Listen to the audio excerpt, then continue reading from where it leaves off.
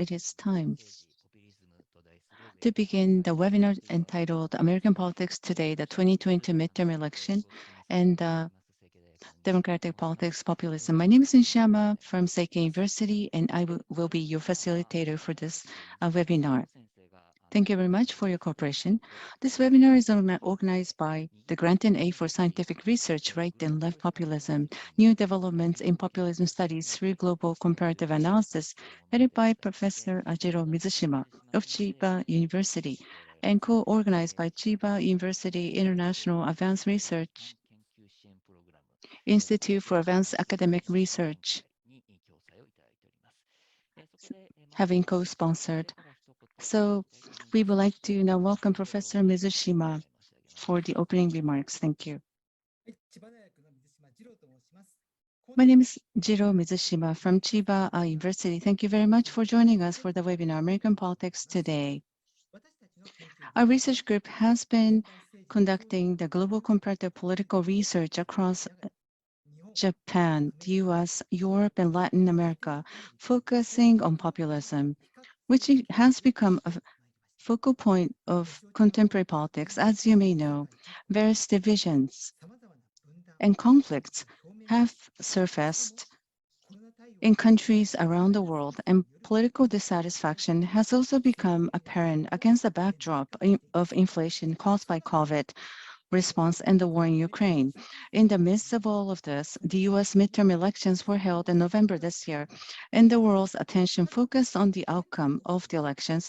However, in order to understand the current political upheaval, it is necessary not only to focus on superficial phenomena, but also on unraveling the historical context behind them and place them in the context of the present day. Therefore, Professor Nishiyama and his team of group of professors have arranged for two leading scholars of American politics in Japan and the US, so Professor Furuya and Professor Morone, to give us the lectures at this year's conference. So I'd like to express my sincere appreciation to both speakers today. We have received many applications for this seminar from researchers, students, graduate students, journalists, among others, and we have realized the high level of interest in this topic. We hope that this seminar will help you to understand democracy today and to think about tomorrow. Thank you very much for your participation today.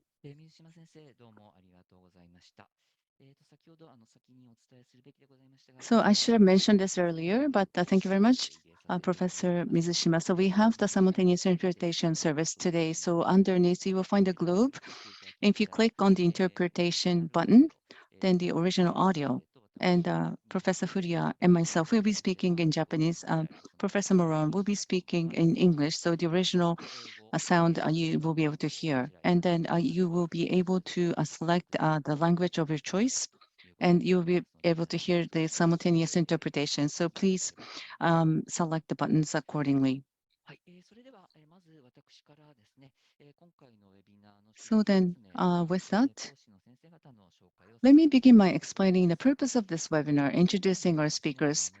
It is said that the division has a keyword when discussing American politics and society in recent years as a narrative.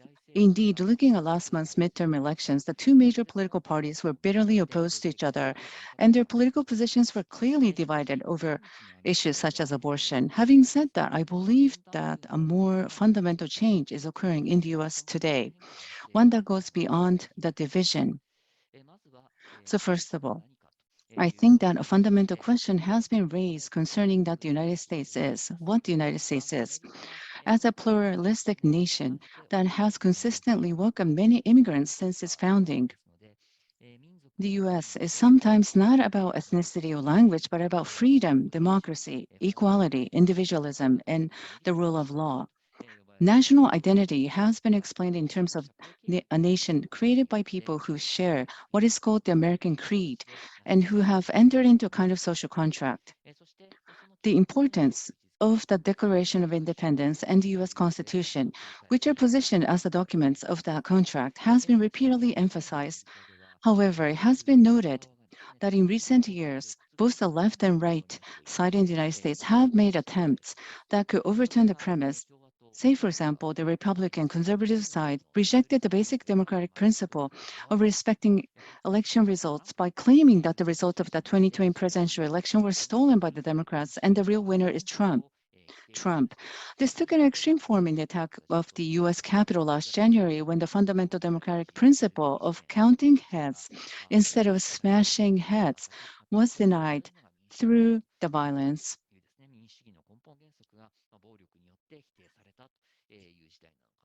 So this is where we are. And on the other hand, from the left, for example, a major issue was raised, which was called 1619 Project. The founding of the United States is generally associated with the Declaration of Independence in 1776 and the U.S. Constitution enacted in 1787. The first two are discussed in the same chapter, but this one dates the origins of the United States back to 1619. This position is based on the idea that racism has been the strongest characteristics of the United States and that origins of the United States should be traced back to 1619, when the African American slaves were brought to the Americas for the first time. So even the revolution is considered an attempt to racist to maintain slavery, and it is argued that the result of this 1619 project should be used as educational materials in schools, such as an attempt could fundamentally shake the very nature of America as a contracting nation. And furthermore, also this year, the U.S. Supreme Court issued a major ruling that overturned some of the assumptions of American politics since the New Deal. One was the Dobbs decision, which denied the right to abortion, overturning Roe v. Wade decision, a symbol of the progress that Democrats and liberals are said to have embodied. And in denying the Environmental Protection Agency, EPA, regulatory authority over greenhouse gas emissions, the court overturned the premise that allowed the executive branch to exercise significant authority after the New Deal, that the executive branch could not impose regulations without explicit authorization by the legislative branch. So that really served as overturning the premise. So this year's midterm elections took place in the context of this historical process. Given this, I believe that we need to not only discuss this midterm election in connection with Trump's evaluation, but also place it in the context of larger history and examine it. And today, we have the pleasure of having professors who will be speaking on such important discussions. So the first is Professor Shun Furuya, a professor emeritus of Hokkaido University and former president of the American Studies Association. You know Professor Furuya very well. So Professor Furuya is the author of Americanism, the Nationalism, the Universal Nation, America Between Past and Present, and America in the Global Age, from the Cold War era to the 21st century, among others. So Professor Furuya will speak on America Democracy Today. And the second speaker is Dr. Morone of Brown University, who came to Japan in 2006 or so. Thank you. To speak at the Read to Make on seminar and other venues. I know that Tokyo University as well, I think. He had served as a guest speaker lecturer as well, as I recall. And he is the author of The Democratic Wish, Popular Participation in the Limits of American Government, Hellfire Nation, The Politics of Sin in American History, and Republic of Wrath, which is his newest publication, How Politics Turned a Tribal from George Washington to Donald Trump, among others. So Professor Morone will speak on Ferocious Politics America, the past, present, and the future. So I believe it is a truly rare opportunity to hear from these wonderful professors. So thank you very much for your attention. So we would like to send the floor to the speakers, but before that, to the audience, I would like to touch upon about the Q&A session. So if you have any questions, please utilize this for the Q&A button. And you are welcome to post any of your questions during the lecture as well. And we, in turn, will be picking up your questions accordingly, and then we will be sharing the questions to you verbally. So without further ado, I spent long enough. So now the floor is yours, Professor Furuya, please.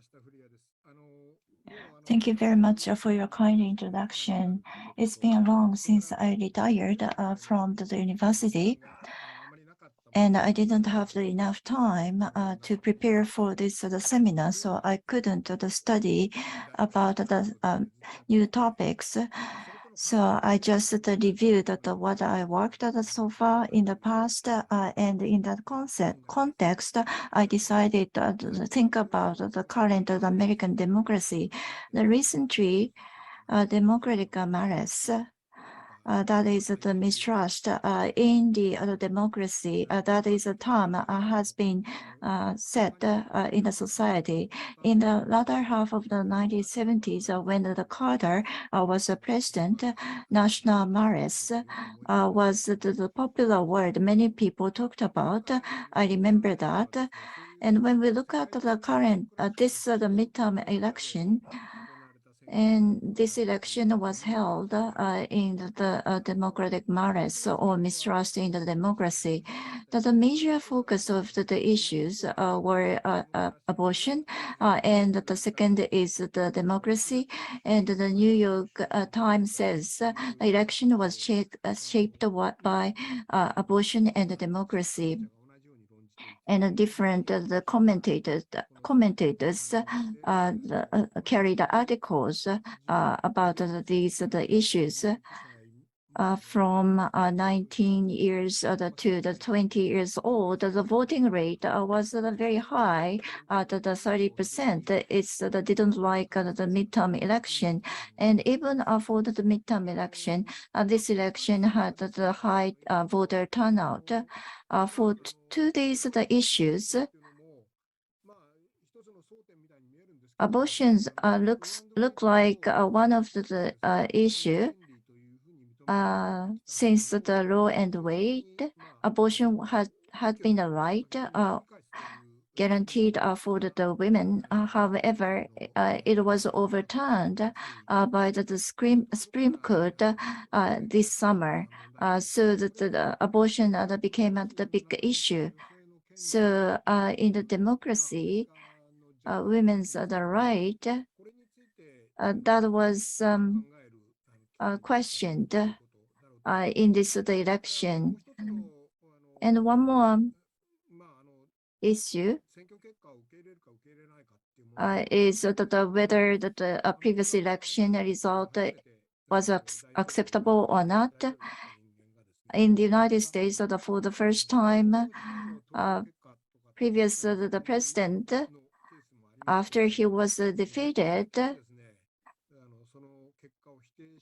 denied the outcome of the election and denied the peaceful political transfer to the next to the president. That's what the first in the history. So these are the two issues. The right issue that is related to the foundation of the democracy and the political crisis became apparent in this the midterm election. Some people seems to be optimistic because the red tsunami that didn't occur. However, I personally believe we cannot afford being too much optimistic. For the Trump, his argument has not been changed from the beginning. Right, the point the Baron argued was the point for Trump. It looks like new, however, among the Democratic right, Braden Gannon or David Duke and others, had the similar argument as Trump. So that the Trump argument is not something new. However, that was the political argument utilizing the online, which made the new characteristics. But the true issue was radicalism staged by Trump after he resigned presidency. Conservatives and the liberals bipolarization has been talked frequently. However, I think that the fundamental issue is the radicalization of the conservatism. So for this seminar, radicalism and the conservatives relationship will be scrutinized looking into the history.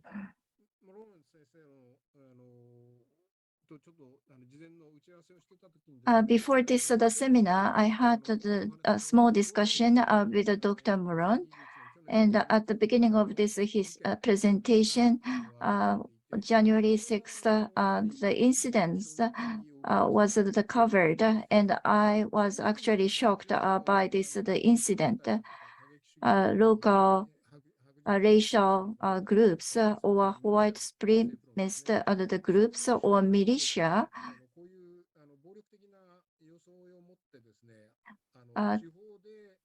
had taken the violent activities in the regional areas. That happened. However, the radicalism happened in Washington, and paramilitary groups rushed into the Capitol Hill with weapons, which was quite unbelievable and shocking even for me. At that time, as the documents that says the conflict of the red and the blue is one thing. However, I believe that the ultra right groups comes into the conservatism. And this, I think, was the incident that's the visualized the ultra right among the Trump the supporters. The currently anti-democracy has been talked about by many people. So how can we correct the radicalism? About that the question, masses or ignorant of the crowds must not have the political power. Bannon, the professor of the Christian University, argued about it in the book titled American Democracy. And the argument of this person, according to him, I wrote this, among the crowd, Hobbit and Freegan and Vargans, and so that the small amount of the intelligent the people and the passionate crowd and the indifferent crowd that exist, and they are only three types of the crowds. In order to mitigate the impact of the Hobbit and the Hooligan, we need to change the system in the way that the Vulcan find it easier to make a decision. He called it the epistocracy. So, for example, he is proposing going back to the limited election system or giving the multiple the ballot to the highly intelligent the people, or adopting the weighted voting the system. There are many proposals made by him. However, this method is going against the American democracy included many the type of the people. So I believe that this will be not realistic. And on the opposite side of the epistocracy, there is the Trump. And Trump criticize the monopoly of the elite and work hard for true people. Populist democracy, he promises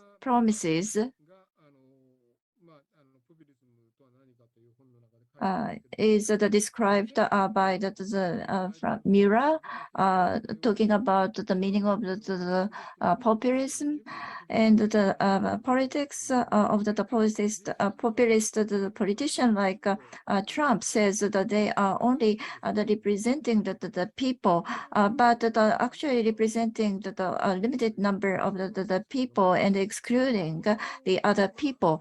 The Mura defined this as the populism. So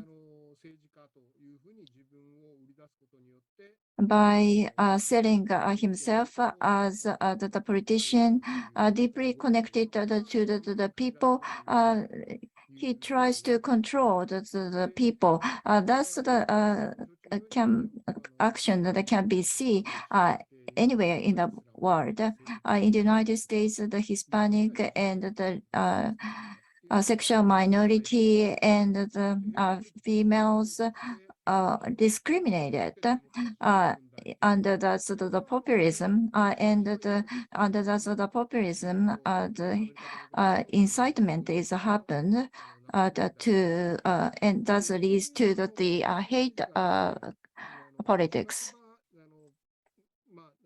警察だとかですね、地方の局の自警 For the 団体 police and other ultra rightist group, this will be instigating such groups. So that is what this type of the populism entails, and that have been identified as the issue. And so the interpreters, which I have not shown to the interpreter, so sorry to inconvenience you. The Vosky and Perry, Samuel Perry, just a recent trend. So for the issue, this published a book called A Flag and the Cross. So what it entails is that, so for this type of the Trump, so there are such nationalism for a Caucasian type of the nationalism behind this. So what this is that the very modernized version of the Caucasian nationalism. So that is the bottom line, authored by these two professors. That's what Trump is depicted in the 1619. So that has to do with the start of the slavery. Is the starting point for the democracy in the United States. So that is the discussion. And in 1776 set forth as a starting point. That has been the understanding of the democracy in the US. So Brodsky in the Flag and Cross. So in 1960,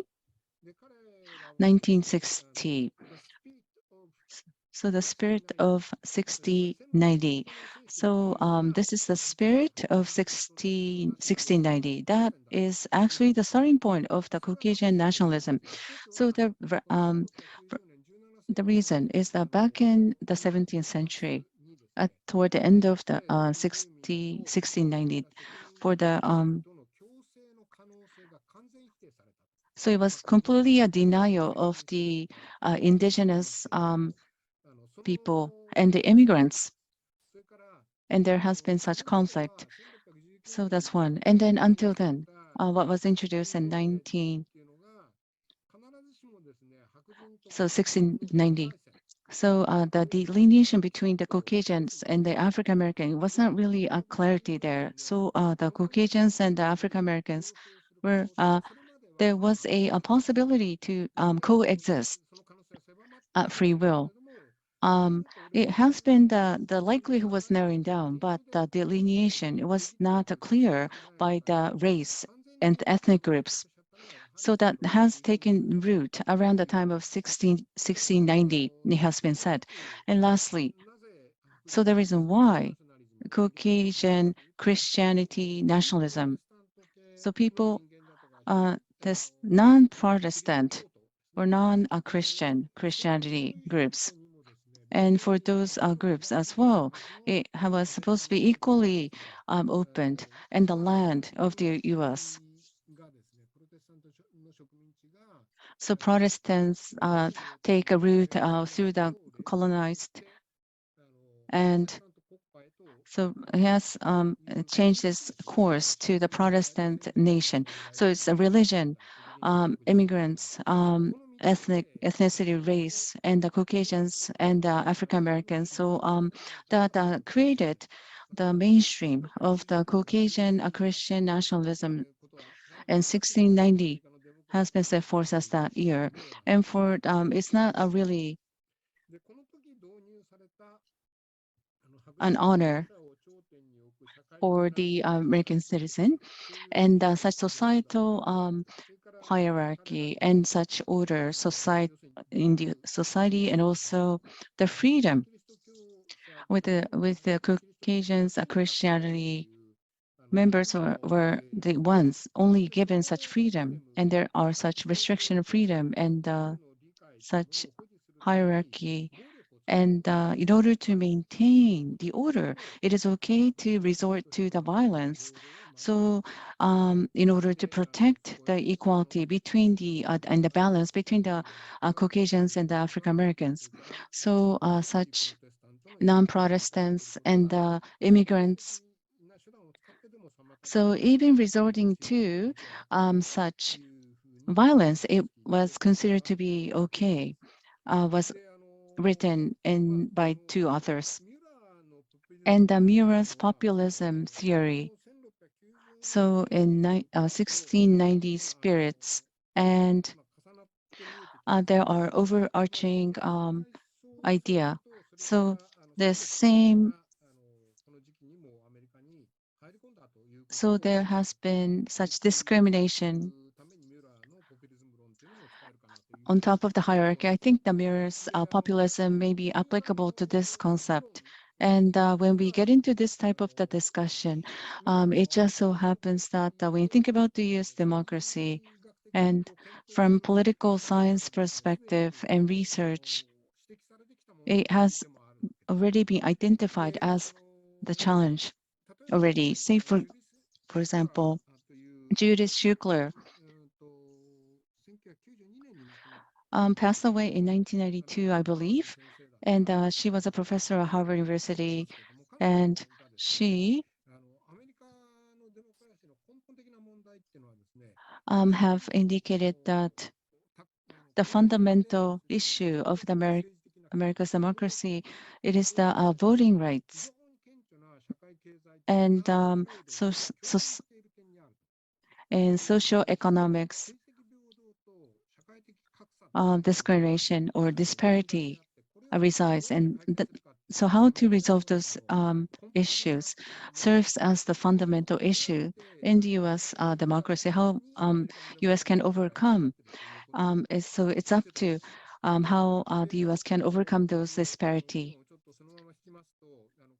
So against the backdrop, this was already identified as a huge issue, and such whether that is sustainable even before the your civil war, even if you exclude all of the above, and such inequality, discrepancy, bias, those are the biggest challenge, and those tensions, stress were dictated by such a system, and the biggest issue, and due to the affluent group. So they are trying to take everything. However,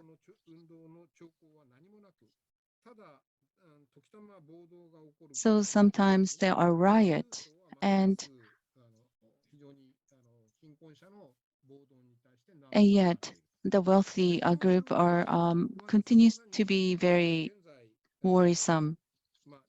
So this situation, in the so Piketty has identified that in the capitalism for 20th century. So the equality in the government, it seems on the surface seems equal. However, there is so much disparity under the surface. So Shukla have been able to identify that in the middle income layer, and she was able to identify and point out such limits to the democracy. So she passed away in 1992, and she has not been able to see this day in light. And it just so happens that Reagan and Nixon and such. So that was when there were such was the heart of the system, and such discrimination has started to expand all the more. And furthermore, the caveat is that when it comes to Shukla, the political equality is easy to attain in the US. And from that perspective, so what was expected from her is that with the advancement of the equality, so US can certainly overcome such inequality, and that was what she was favoring for. However, so soon afterwards, say for example, in 2010 January, Citizens United versus this is the Republican Party shift, and the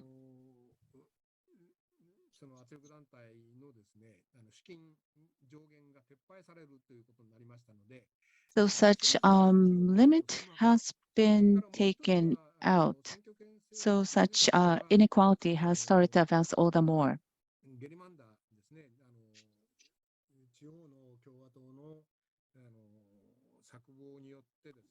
And also gerrymandering and regional politicians practically deprived the minority of the voting right, and such the reform was taken place.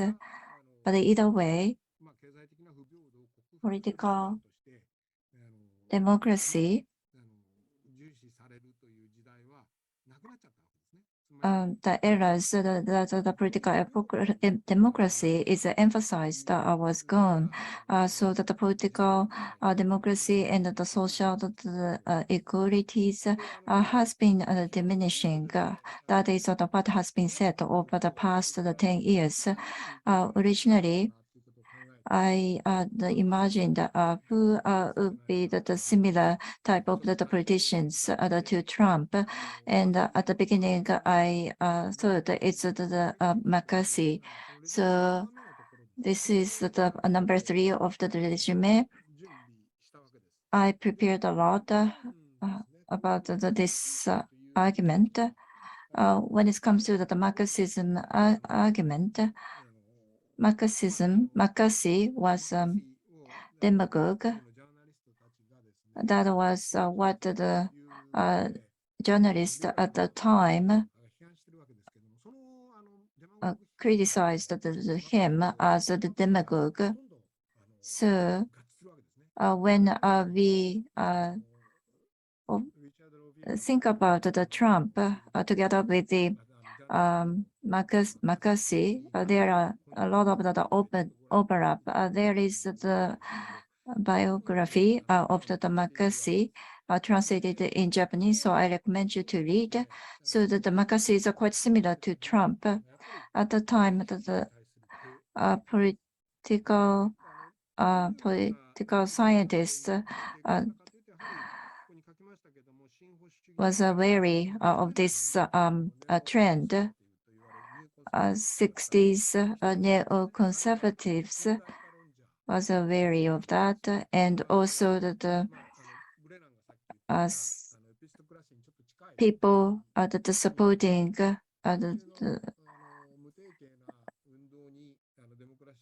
and this is similar to the Brennan. not leaving the politics to the mass. We need to leave the elite to the controlling the politics and the argument that says it would be important to correct the distortion of the mass of the politics. And these group are the consensus of the school or the pluralistic people. So Daru is the example, and the Hosata is an example of the historian, and Beiryu and Mashi are also the representative of them. They have been very cautious about the radicalism. Sorry, time is running out. You can continue, but the time is running out. Just in case, I'd like to let you know. So what I want to talk from now on, extremism or the radicalism of the Marxism was suppressed once, and the New Deal interest of the political group suppressed it. However, when the New Deal faced the impasse, conservative alternative came up in the 1980s. That was the major discussion or debate. But this is not the liberalism. That was a division of the liberalism and the conservatives. In 1980s, the liberal and the conservatives had an agreement or have the same idea on the politics. In the new liberalism, there was some people who accept some mass movement, so they were very rational. But later than the 1980, part of Canon or David Duke and other racist or ideological radical right wing the people theories coming in, and the conservatives started to adopt the same the theory. So the former leader of the KKK advanced into the politics in this era. And then the part of Cannon and David Duke started to insist the moderate entry approach to the politics. These people were still on the fringe. However, President Obama brought them to the center of the politics. At the time, Republican right wing accepted extreme racism, and that was supported by the Tea Party. President Obama is the foreigner. That was the popular claim. That's the radicalism.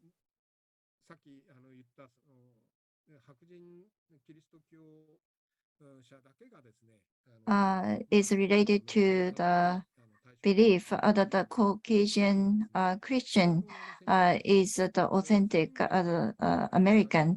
That became a mainstream of the United States policy, so that the conservatives became radicalized. That was the trend over the past 20 years. And when it comes to the infrastructure of the democracy, in the 80s and the 90s, multiculturalism gained the strong political position, and the essential debate of that push the right factions to far right.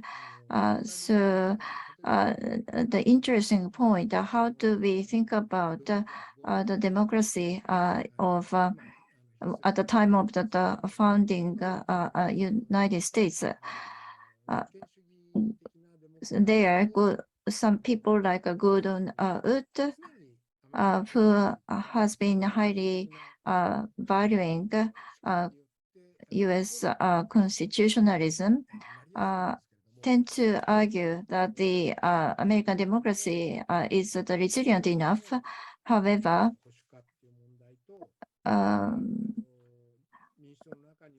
the right concept of the conservatives extremism to the extremist radicalism or the rise of multiculturalism. When we think about that, it's quite difficult to find the compromise.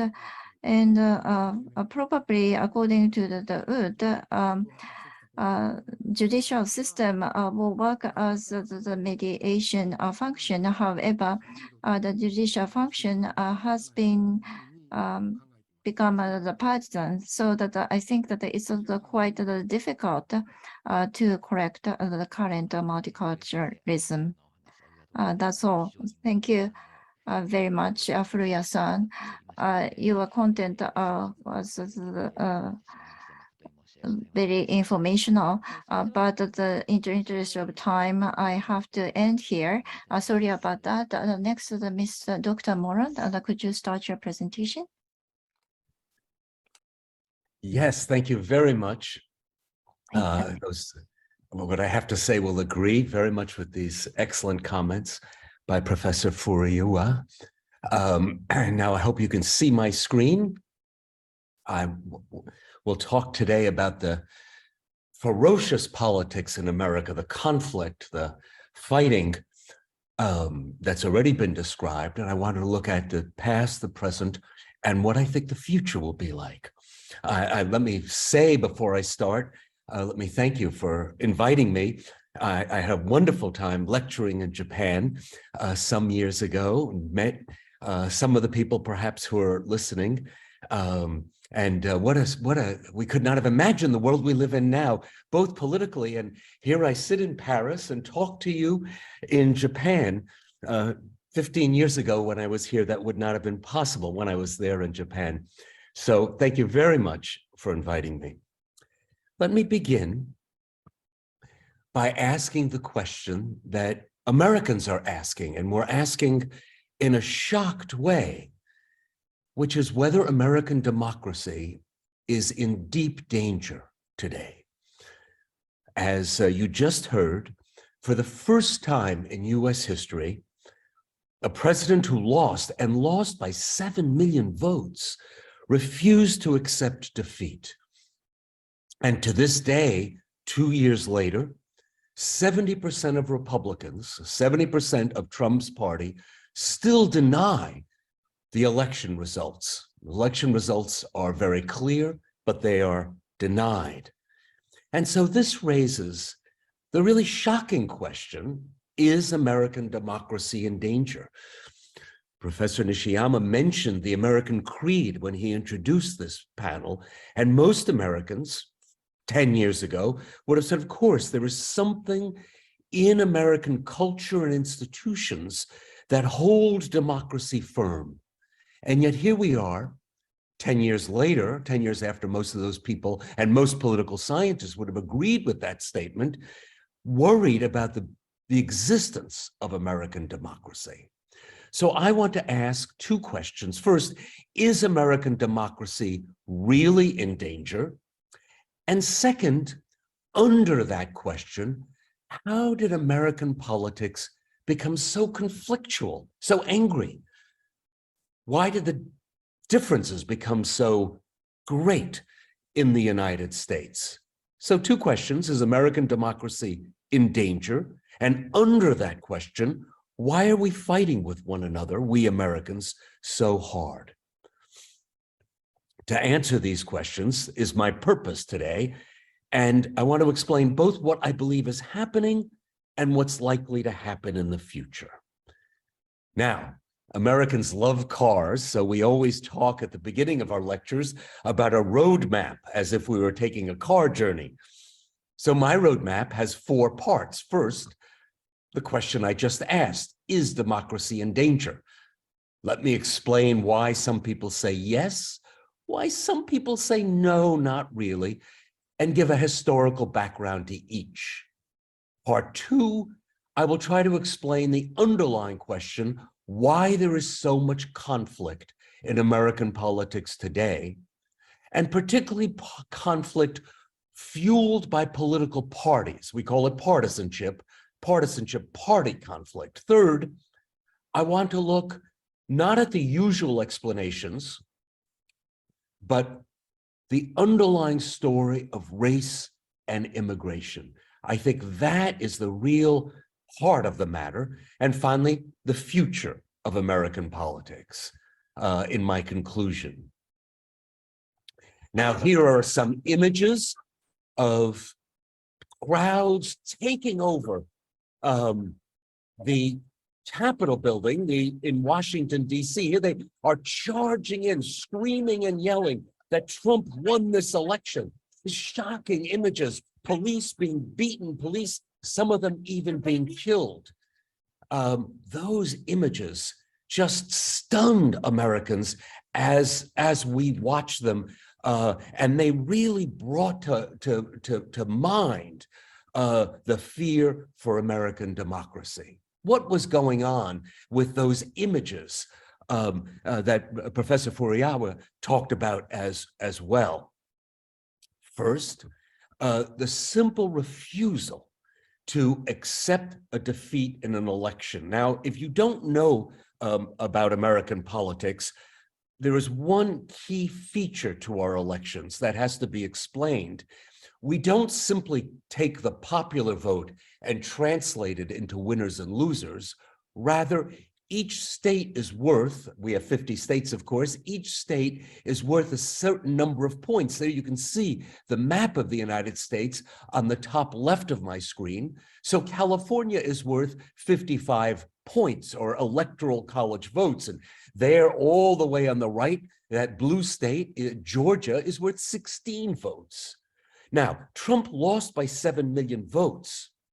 But in terms of the actual votes in the states, the winner of each state gets all the points from that state. So he only had to flip 5 states. He only had to change the election in 5 states. So first, what Donald Trump did in 2020 was he talked to electoral officials in each of those 5 states and tried to get them to change the votes in those states. He didn't have to change the 7 million votes that he lost by. He only had to have officials in 5 states say, wait a minute, the vote is unsure in our points, the electoral college votes, not to Biden, but to Trump. In Georgia, for example, there were only 10,000 votes out of millions cast between the 2 parties. And so Trump only had to ask the officials in Georgia to change 10,000 votes and then give him the 16 points that come from the state of Georgia. We call this the Electoral College. When he failed to convince them, he called his supporters and ultra-nationalist groups to Washington to create this riot to stop Congress from certifying the results of the election. And what he hoped was if he could disrupt the results of the election, if he could disrupt the certification, if Congress refused to stamp approval for the election, it would go back to the states and 5 of them would change their results to let him win. This is, as I say, extraordinary. Americans sat before their television sets on January 6th, and for the first time in their history, watched this effort to steal, and it's no other way to say it, to steal the election results. So I go back to my first question. Is democracy in trouble? Is the United States losing its republic? Well, two answers. The first answer is yes, yes, we are in big trouble. The entire system, say people who believe American democracy is in trouble, the entire system cracked under Trump's effort. The reason why is one of the secrets of American politics. The elections are run by elected partisan officials. There's no neutral official, no bureaucracy running elections. It's elected partisan officials. Now, for many years, they did their business running and certifying elections, deciding how to run the election, counting the votes, announcing who won the votes. They did that all quietly on the sidelines in obscurity. What Trump did was shine a great light on these officials and say, wait a minute, you're members, many of you, of my party. How can you give the results to the other party? He politicized, he made political these officials' roles. And then that was in 2020. In 2022, many people running for election ran on campaigns that said, we deny the last election and we will not let that happen again. They were deniers. The man in the hat on the top left of your screen was running for Secretary of State in Arizona, a rather unknown position that had been obscure for no one had ever paid any attention to the Secretary of State of Arizona, but he or she is the official who runs the election. And his campaign platform was, if you vote for me, I guarantee you Donald Trump will be elected from Arizona in the 2024 election. And I don't care what happens. I won't count the votes. I will declare Donald Trump the winner. You see a picture on the right side of your screen of 291 people running for office, promising to deny the last election and to give the next election to Donald Trump. They were running almost against democracy. And again, the historical secret to all this is that our electoral system is run by partisan officials. Now, the United States has, we can talk about this in the question and answer, two and only two parties. If one of them turns against democracy, we are indeed in trouble. Historically, the historical basis for this problem, for having partisan officials run the elections, comes all the way back to the United States Constitution of 1787. You see, the people who wrote the Constitution did not care about voting. They paid no attention to it. There isn't a word about voting in the US Constitution. They simply said, let the states decide how to vote. And that permits state officials to play with the rules, to change the rules. Indeed, in the very first contested election of 1800, Thomas Jefferson was running against John Adams. There were 17 states in 1800. Seven of the 17 changed the rules to help whichever side was the majority in that state win. 7 out of 17 changed the rules during the election. That's the little secret about American politics. The rules are part of the political process, the rules themselves. They were played with in 1800, manipulated in 1800, changed in 1800 during the election, and that has proceeded, that has continued election after election. So here's the thing to understand about American elections. There are two different kinds of politics. First, the rules, the politics about the rules. Who can vote?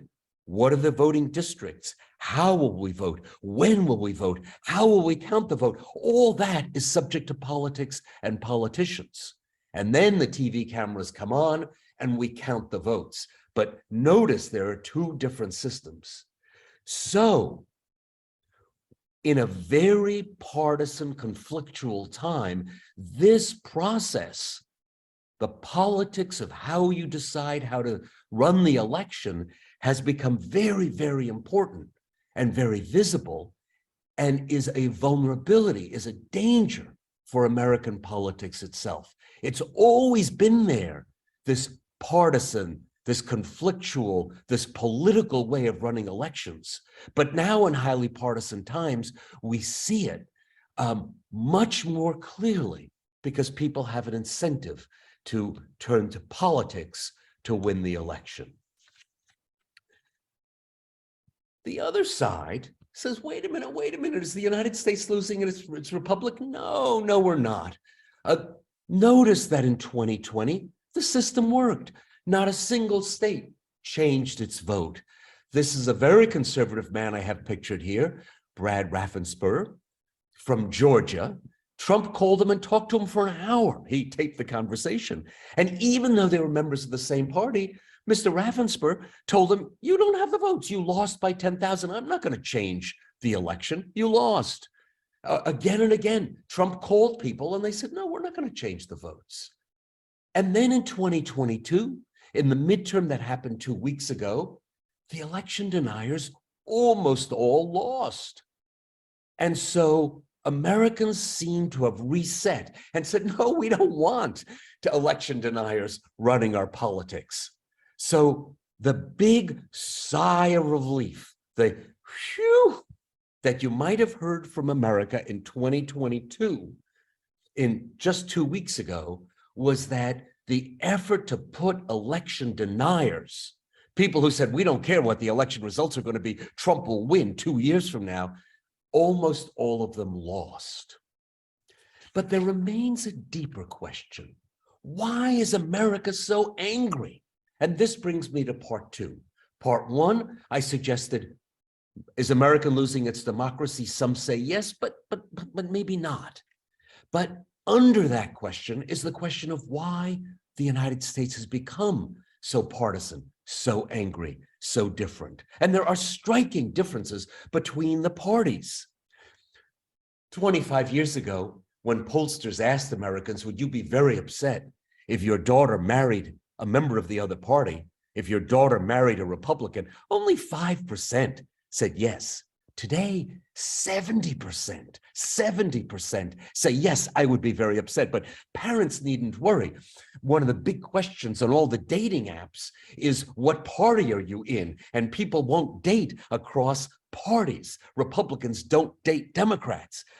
So the parents needn't worry. There are lots and lots of other measures, but one thing is clear, great differences between the parties. Why?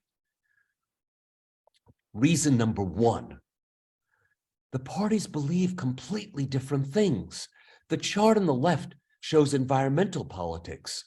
In 2000, there was only a 5-point difference between the parties. By 2016, there was more of a 40-point difference on environmental politics.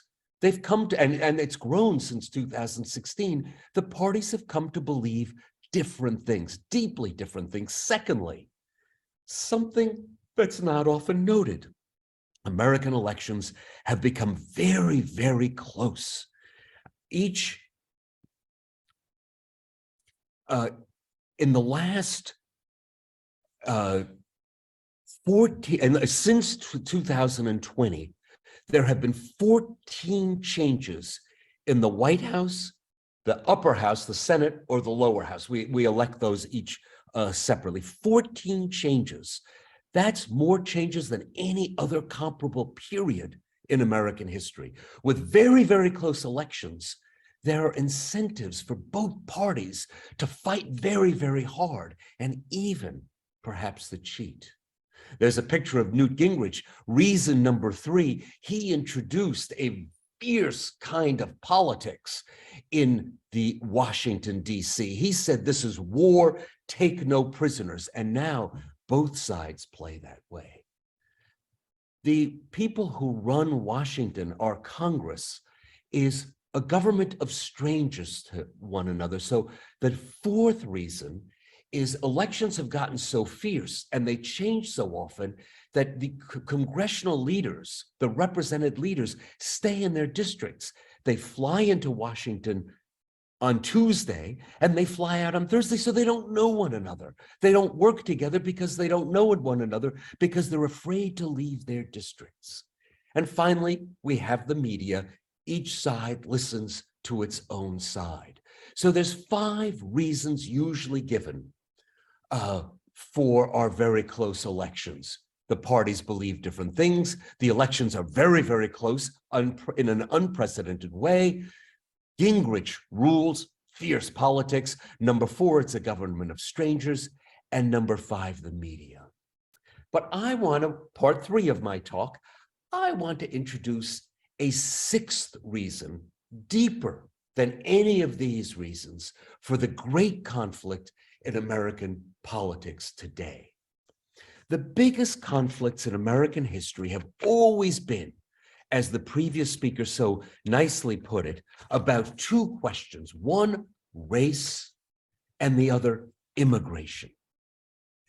Traditionally, the political parties calmed these culture wars. They were fierce battles, but the political parties themselves calmed them. One, because they were designed to do so. The images you see here are all racist or anti-immigrant images, by the way. The parties calmed these wars, though. They were designed to do so way back in the 1820s, but there's a more subtle point that most people haven't noticed.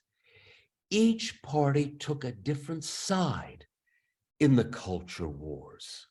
So that Republicans, for example, the Republican Party was very harsh about immigrants, but they were more generous towards Black people. They were the party of civil rights. They were the party of abolishing slavery. On the other side, traditionally, the Democrats defended immigrants. They were the party of immigrants. They let the immigrant vote even before they were used to being in America. As soon as they got off the ships, they had them voting. But they were also the party that despised Black people. They were the party of slavery, the party of white supremacy. So notice what happens. One party supports immigrants, but opposes Black people. That's the Democratic Party. The other party is terrible towards immigrants, wants to repress them, doesn't want to let them vote, but it's generous towards Black people. The fact that the parties were different quieted the culture wars, or to put it more accurately, it was not a party issue, our great culture wars. Here's a racist image from the past. Black voters and Irish voters, they balanced one another out. One for Republicans, the Black voters, one for Democrats. So they voted for different parties. And then a huge change occurred in the 20th century. For the first time in American history, one party, the Democrats, joined both African Americans, both Black people, and immigrants in the same party. For the first time in American history, all the minorities, all the people on the margins of power, all the minorities were in one party, the Democratic Party. The Democratic, here's a slide showing the percentage of identification with each party. You could see Black people highly identified with the Democratic Party, Latino, highly Democratic. Asians had been Republicans, but switched to the Democratic Party. And who's voting Republicans? The white people. 60% voting Republicans across the last 30 years. And so here we have, there's the white vote, 60% Republican. And so we have something unprecedented in American history. Remember, the great culture wars are about race and immigration. And now the parties are mobilizing, are drawing together those 2 culture wars rather than in the past diffusing them. They are pushing them right into politics. And in an era when votes are very, very close, both parties have an incentive to play the culture wars, knowing how powerful they are. And so now parties bring the culture wars to the fore. Minorities in one party, along with some whites, most whites in the other party, and one final dynamite, explosive twist. The Census Bureau announced in 2005 that white people would become a minority of the population by 2050. They're already a minority of people under 16. And that means that it is even more explosive. Republicans now fear they are a white people's party, and they fear white people are being replaced. The extremists even say that Democrats are bringing in immigrants to replace white people. Under those circumstances, you can understand why they begin to say, well, let's forget about elections. We are fighting for the soul, the white soul of American politics. It's racial fear. It's racial fear and the fear of lost status that makes American politics so terribly conflictual. Well, that brings me to my conclusion and my reasons for hope. First of all, the most important issue for American politics today is to secure the vote, to get beyond the partisan voting and make voting less a matter of politics and more a matter of official, clear rules. If I have one message for American politics, that's it. My first reason for hope, however, is that the Republican Party itself is changing. The Republican leader in Congress, Kevin McCarthy, said after the 2018 election, he looked out over the Congress, and among Democrats, he saw America. It was only 40% white males. Among Republicans, they were all white males. And he said, good gosh, we'd better change that. And he went out and began to recruit different kinds of people for the Republican Party. And you can see some of the leading young Republicans today. If the Republicans continue to change and recruit Black people, recruit Asian people, recruit Latinos into their party, that will change these dynamics. It's only just beginning, but that's a sign of hope I have. A second sign of hope I see is the younger generation, my students. When I look at them, when I talk to them, they want nothing to do with this conflict. They want to get beyond this conflict. Across parties, people under 35 are not buying in to all this ardent conflict. I should also say, people under 35 are a very diverse generation. They're much less white, but they're much more open to change, much more open to hearing the other side. Indeed, the whole reason Americans went from opposing same-sex marriage and fearing homosexuality to accepting it is not because the older generations changed, it's because a new generation came online, and when pollsters asked them, they said, it's not an issue for us. And that created change. The younger generation, I predict, will be a huge change generation for American politics. And finally, my last thought. If you're a historian of American politics, the single thing that will impress you most is how change keeps happening. Change is constant. Change is extraordinary in American politics. Everything seems to change every 5, 10, 15 years. And so though this is a highly partisan moment, as I look hopefully at changes in the Republican Party and look with much more certainty at changes among young people, I think change is coming, and I believe it'll be change for the good. Well, as you can see, my time is up, but thank you again for listening and for inviting me to come talk to you. Oh, and there's my thank you slide. 古谷先生、諸野先生、非常に素晴らしい。So, Professor Furuya, Professor Morone, thank you very much. I was just so in awe, and I was so impressed by all of your lectures and such. And I'm sure the audience was interested to hear your talk and you, as you discuss the historical context behind some of the important phenomena taking place today. And as I have said at the outset, we would be happy to receive questions from the audience through the Q&A section with utilizing the button. I know that I think everyone was just very indulged by your lectures and that we have not received that many questions yet, but I would assume that many of the questions are coming our way.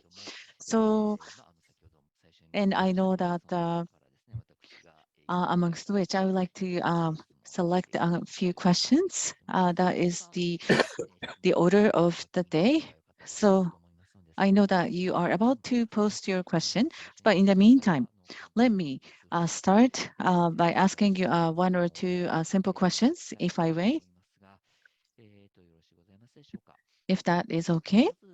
So first, Professor Furuya, I would like to ask you firstly, and also the timekeeping, we are not really be able to do well, but um,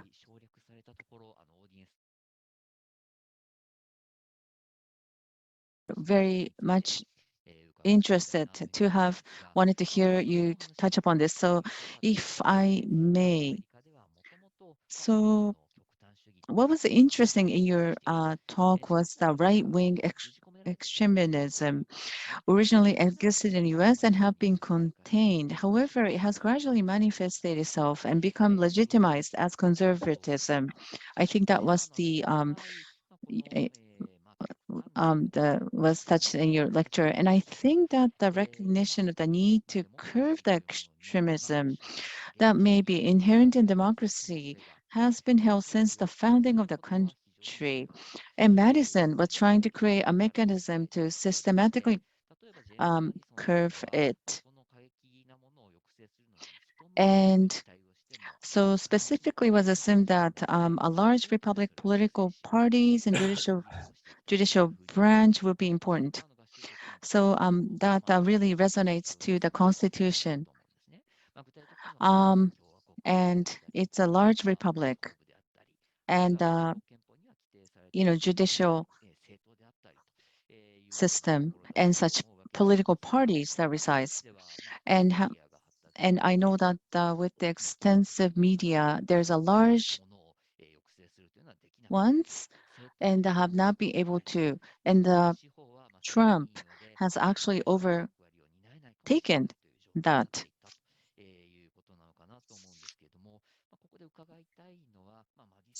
So that what I would like to ask you is this, is the Madisonian assumption, i.e. that institutions are important because it is not enough to expect a good will from people, and that we are in a situation where the assumption of the US Constitution must be significantly re-examined, or is it that the institutions are fine as they are, but the a human element would be more important? If so, it is possible to develop people with civic virtue through education and deliberation. Do you think that would suffice what we are trying to attain here? Professor Furuya, what do you think about this type of the perspectives? Thank you very much for your question. So as Professor Nishiyama, so how much dependency there may be to the system? And also Professor Maroon talked about that in the last part of his presentation, that from my perspective, very optimistic, I see, and meaning that back in 1960 or latter part of 1960 and early part of 1970, I was looking into the US politics, looking from outside in, and there has been ever-changing situations, and change has always been there. It has been constant change. That was the order of the business for US politics. That I understood. And then I wonder if we are going toward the directionality of stability is one thing. And are we going back to harmonization? Um, well, I'm not sure if that can be fully said, meaning it is in fact true that those young and upcoming generations, of course, the abortion matters, and there has been much reaction there, and really show that a constructive voting behavior that has been highly evaluated in the and captured in the media and the news. When it comes to the U.S. politics, this is anti-politics, anti-systems. So when it comes to systematized situation, structure, that is dictated by the elites, so to speak. If there are those disgruntled or unhappy members, they have to kind of detach themselves and have tried to create the movement.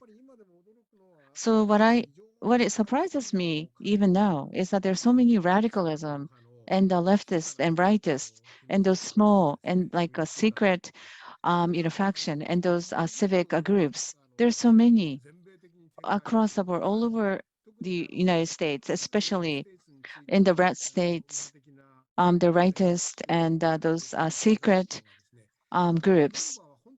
I know that the members are actually maybe one or two. It's really small. And yet they are not necessarily very much detached from the regional politics to me. That's how I see it. So what I mean is that this radicalism, becoming radical, and such political movement and such seeding has always been there. And sometimes, they extend horizontally and then just create this whole magnitude of this radical movement. I think that's another history that we can unravel. So what I would like to ask you, Professor, is that on January 6th, such radical neo-Nazis and KKK groups and their root, meaning the Caucasian Christian nation, white Christian nation. So that, what do you think how it's going to be going forward? Actually, I'm responding to your question with a question. じゃあ、諸野先生、その点もいかがでしょうか。 Oh, that is really a good question. Let me make 3 points. And first, let me go back to Madison. I always started my classes having people read James Madison, as Professor Nishiyama quoted. And his argument was that if you have many different economic interests, as issues change, you'll have different coalitions. And that was how American politics seemed to operate. Different questions, different economic coalitions. And so there was no incentive to create tyranny or to attack one another, because if I was against you today, on tomorrow's issues, you and I might be in the same coalition. What's changed in the last 10 years is economic issues have fallen off our political agenda, our electoral agenda, and cultural issues have gotten on, and now there are no changes from vote to vote. If you're a Republican and I'm a Democrat, I know how you're going to vote on every single issue, and it's going to be different than how I vote. So now I have no incentive to ever cooperate with you because we differ across the board. That is to say, here's the punchline, that is to say, the logic of American politics as Madison articulated it, and as I taught it for years and years in my classes, no longer holds.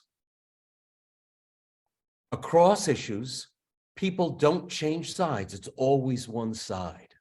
So that's point one. Point two, there's one thing that I didn't talk about, neither one of us talked about because we didn't have time, but it's a very important point. And that is the extreme inequality that has risen up in the United States.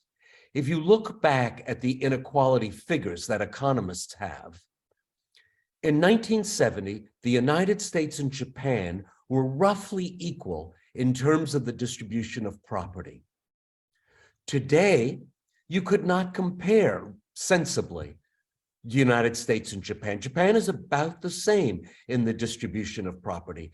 The United States has become very extreme, with rich and poor very far apart. Whereas in 1970, the United States and Japan could be measured similarly, were about the same. Today, the United States is closer to Mexico and Brazil than it is to, say, Japan or France. So we have developed incredible inequality. And that's the one thing I didn't get a chance to talk about. But I think despite my optimism at the end, that fuels all of this anger and animosity. And third, speaking directly to your question, Professor Furuya, this white Christian nation business is very, very important, I think, because white people have convinced themselves that they are now, having had privilege for 200 years, that they are now losing privilege. And there is another twist to this to remember, that the United States has been at war for without stop for the last 20 years. And this is really dangerous for any society, because a percentage of the men and women who go to war come back traumatized and angry and unable to reintegrate themselves into society. And when you see those white Christian nationalists storming the Capitol with their militia garb, many of them are former soldiers who fought in a meaningless, endless war, and then came home and could not fit back into society. So they form a pool of men and women who are easily mobilized into anger. And I believe a great many of those people running through Washington, D.C. on January 6, 2020, were people with military training who've come home, have not fit in, and now look for another cause. Most military people, of course, are not like this, but it only takes a small percentage, a very small percentage, to be very disruptive. And I think we're suffering the consequences of those endless wars now among that small percentage. So again, one, culture issues are very hard in the Madisonian system. Two, we've developed great inequality that destabilizes the society. And three, this Christian nation, white Christian nation, has a pool of former trained military people who have not fit back into society and are ready and looking even for violence, for a cause. And they're finding one, unfortunately, called forward by Donald Trump. ありがとうございます。これに関連してですね、Thank you very much. Related to that, I have one question from the audience. This is about the politics of the Republican. So the package of the policy for the Republicans, which are the cultural authoritarianism, economic protectionism. Is it a possibility that this package will be maintained if the culture of the authoritarianism and the economic protectionism will be maintained? Trump type the politics that could continue. So how do you will answer to this question? How about the Furuya-san? When we talk about something representing Trump, is talked about, I think that Trump is a very unique politician in terms of his style.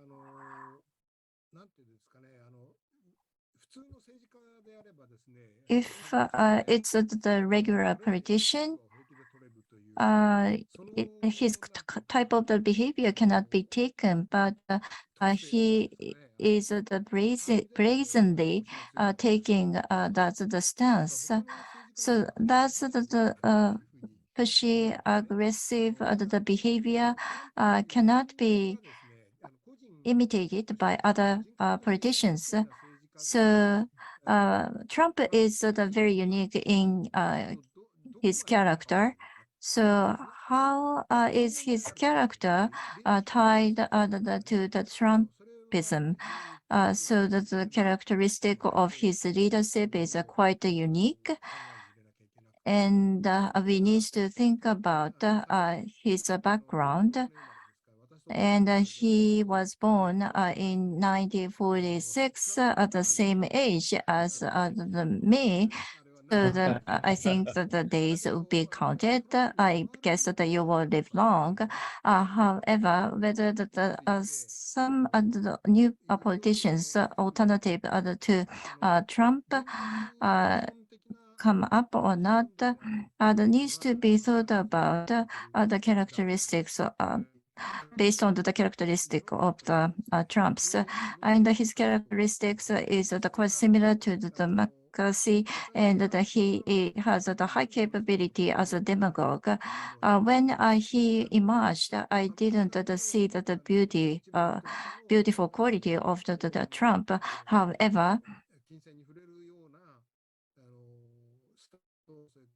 his the style motivate the people and moved the people because he was the person appeared on the TV.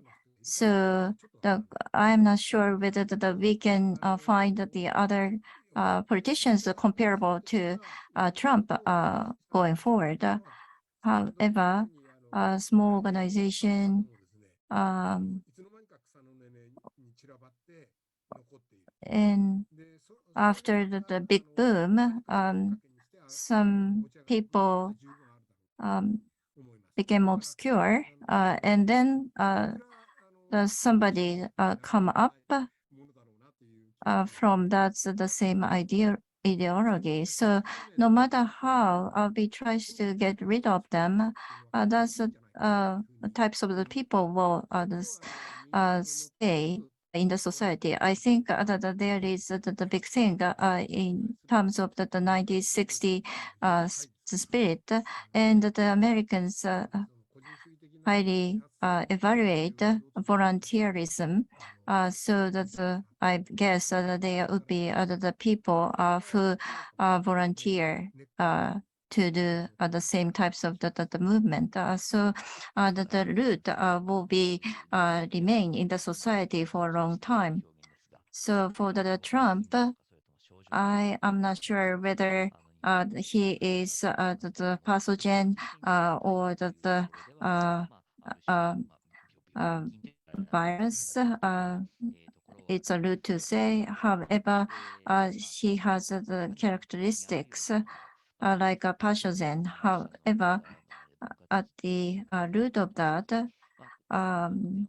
so cultural authoritarianism, economic the protectionism, and the dissatisfaction in the society exists deeply in the society. So even after the Trump disappear, somebody with the same ideology could be coming back. Is my understanding correct?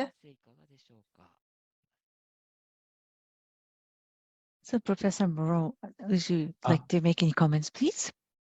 Yes, I love that. Is Trump the virus, the pathogen, or the virus? It's a wonderful way to put it.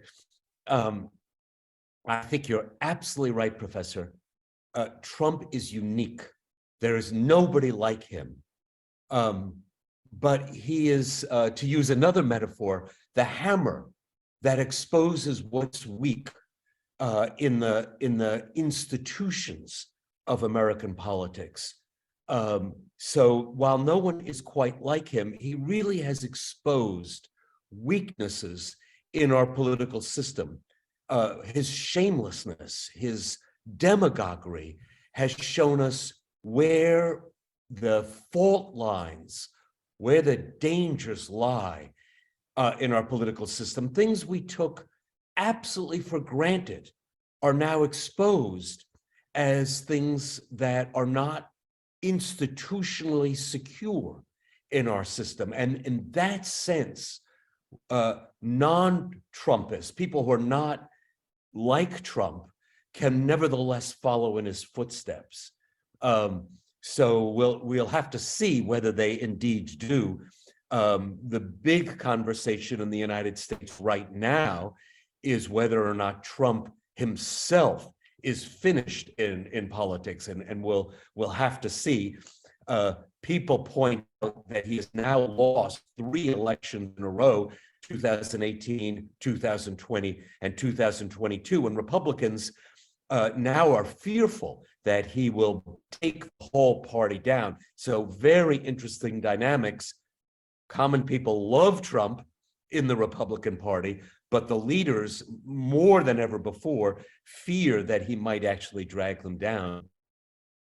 One other quick comment about the question. I think the question of protectionism in the United States, Trump was crazy about protectionism. He had bizarre theories about international economics, but they resonated in the United States because of American inequality. There is a feeling that neoliberal rules in the United States went way too far and put people at risk. And so the protectionism of Trump has found a common theme in fear that America has gotten too neoliberal. So it's a much more complicated issue, this issue of protectionism that people asked about. And that's something Americans will have to find out going forward. How do you participate in a global order while still dealing with the problems of neoliberalism and inequality that have come up in the United States? A real problem for the United States, which is why Trumpist protectionism found so much following in the United States. ありがとうございます。今は、So thank you very much. So I know that there was a question raised for the Republicans. So another question came up. How about the Democratic Party? So I know that when it comes to the Democratic liberals are also split between so-called moderates and the radical left, the progressives. So such neo-progression. So I think there are IDTD liberals, I think, among others. So why are there so many factions, whole array of factions, and they are non-Trump, they are agree, and then Biden was elected as a president. So how can we evaluate this situation? So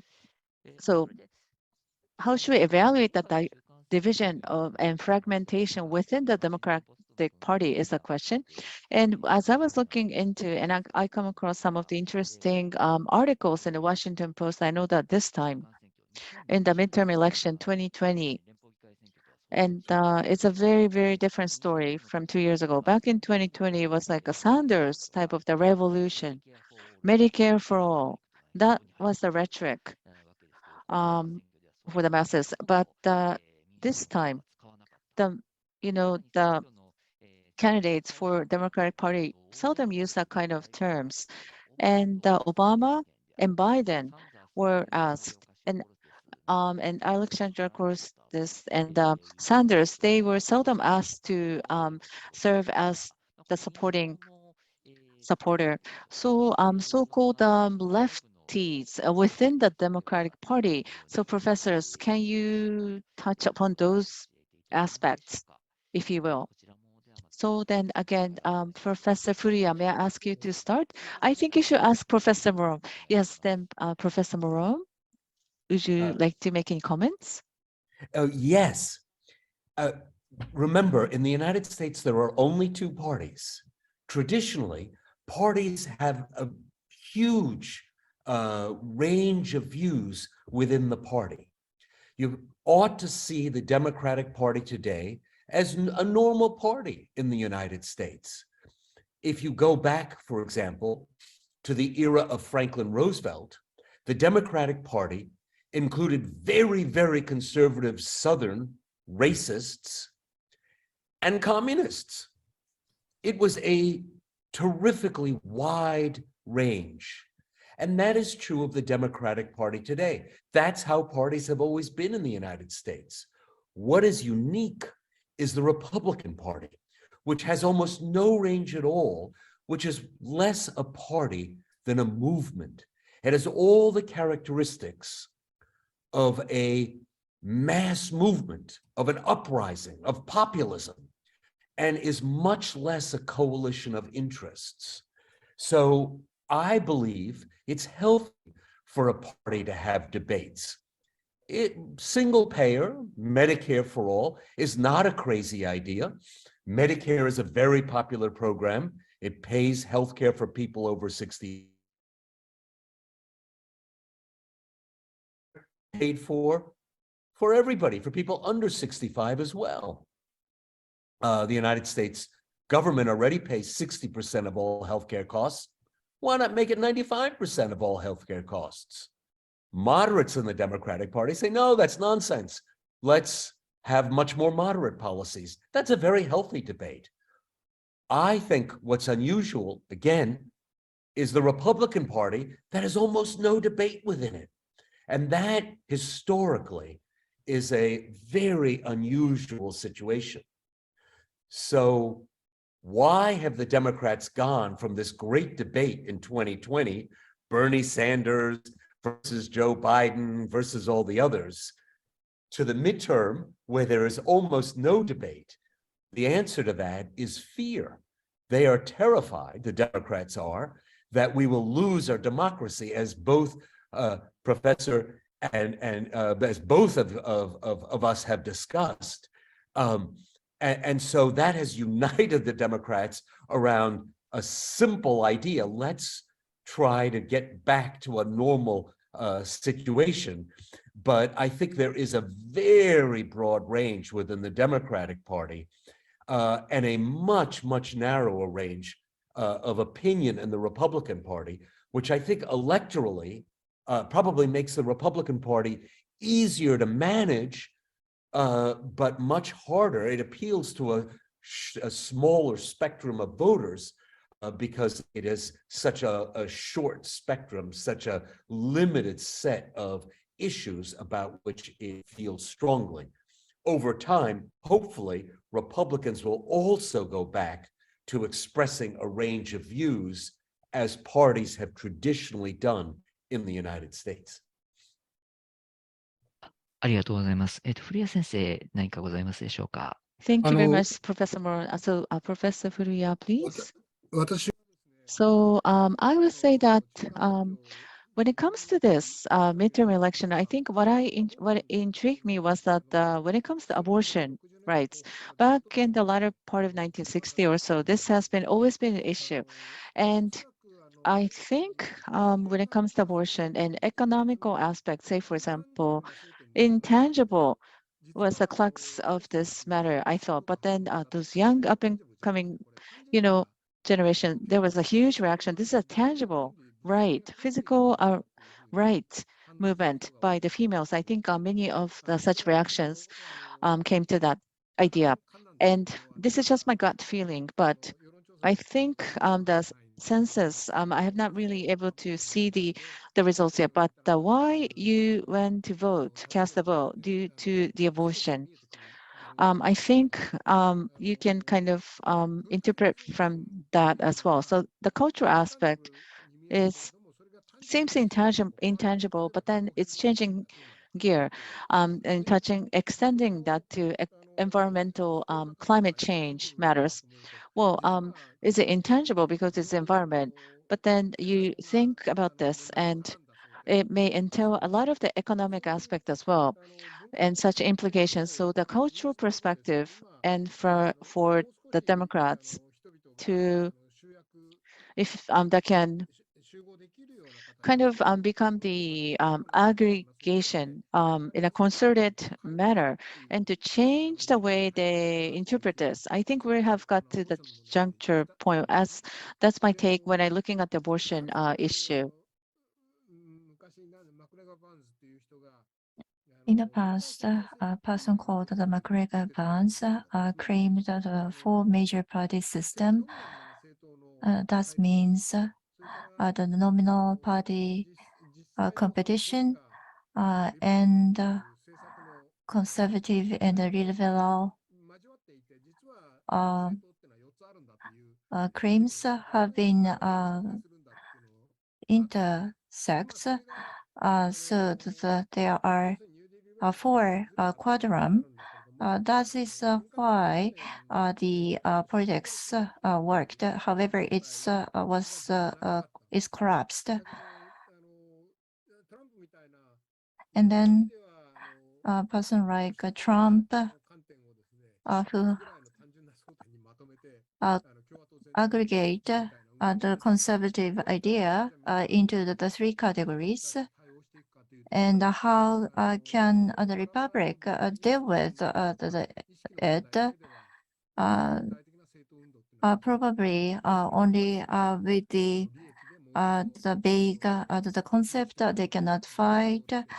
So that how that they can converge the Democratic Party in a tangible way. I think that the Democratic Party would have started thinking about it. Thank you very much. It was a very interesting point. And I felt the two professors that seems to have different views. So it was the inspirational. And originally, this session was supposed to end at 5:30. However, due to my the lack of the preparation, it's the extending. Miss Dr. Morone, can you see the question coming to you in the chat box? Yes. That is the question from the participant in Mexico. So I might read. Yes, I could. I see it, and I.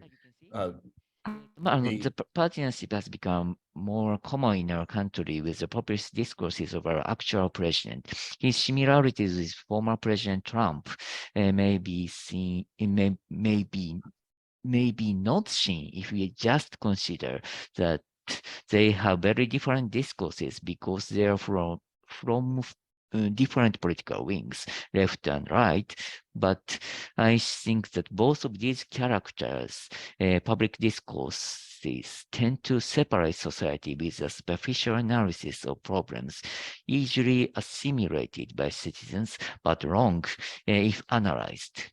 How do you think that we can reflect deeper and better analyze our social needs and problems? という、ご質問でございますが、ちょっとこちら、手短にご回答願えますでしょうか。すいません。So, Dr. Morone, could you briefly answer to this question? Yes, thank you. That question comes from Alfonso Torero, and it's a very good question, and it comes back to the issue that when someone like Donald Trump extends the boundaries of populist discourse, other politicians, Bolsonaro in Brazil, or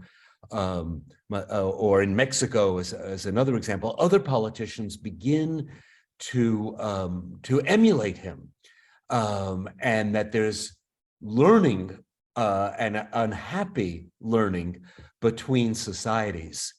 I think in general, the United States and the Latin American systems, Mexico, Brazil, Chile, and Argentina, share something that's really quite different from the other systems of the world in Europe and Asia. And that is they share presidential systems. And presidential systems in general, they have similar institutions. So the United States and Mexico and Brazil and Argentina and Chile are more alike than they are to the European nations or the Asian nations. And all those systems have the same tendency, which is when the legislature stops functioning effectively, there is an incentive for a strong man in the president to come forward and take advantage of the stalemate.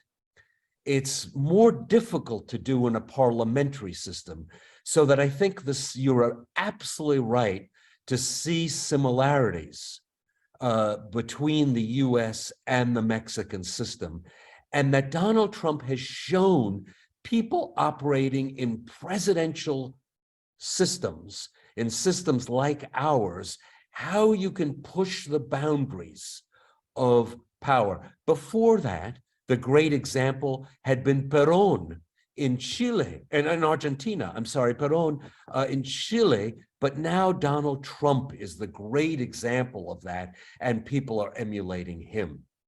Let me just say one more thing, and that is to the very important point that's been raised several times about abortion and the 2022 elections. Professor Furuya made this point very well, and I want to underscore and emphasize the point that he made, that since 1973, the Supreme Court has ruled in the United States that abortions are legal, that they're a right in the United States. Now, in the United States, unusually across countries, the Supreme Court has terrific power, huge power, to interpret the Constitution. In 1973, the court ruled abortions are legal.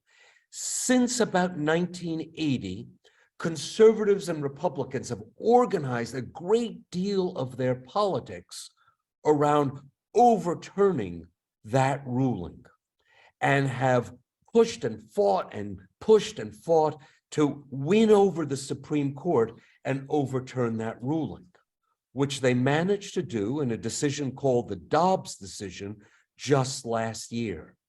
It had huge impact, as Professor Furuya has mentioned, it had huge impact on the midterms for a very good reason. After 50 years of struggle, as I say, since 1973, to overturn the decision, they succeeded. But when they succeeded, what became clear was that only 8% of the public, only 8% of the public agreed with Republicans. Republicans had never re-examined their idea of overturning this decision. And now that they've overturned it, they have what we call buyer's remorse.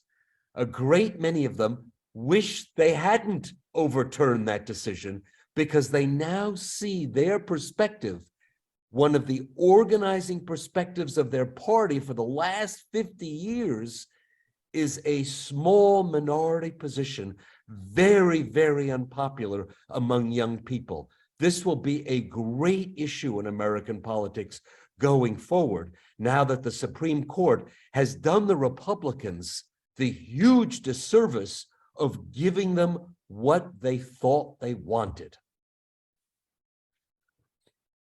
ありがとうございました。非常に面白いお話を皆様。Thank you very much for the interesting the stories from all of you.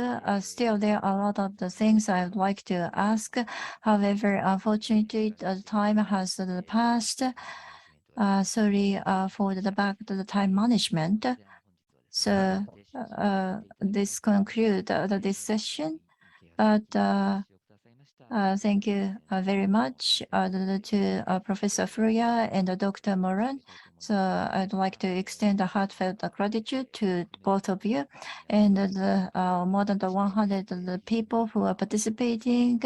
Thank you very much for your participation and the many questions from you. And that's gave us the opportunity to think about a lot.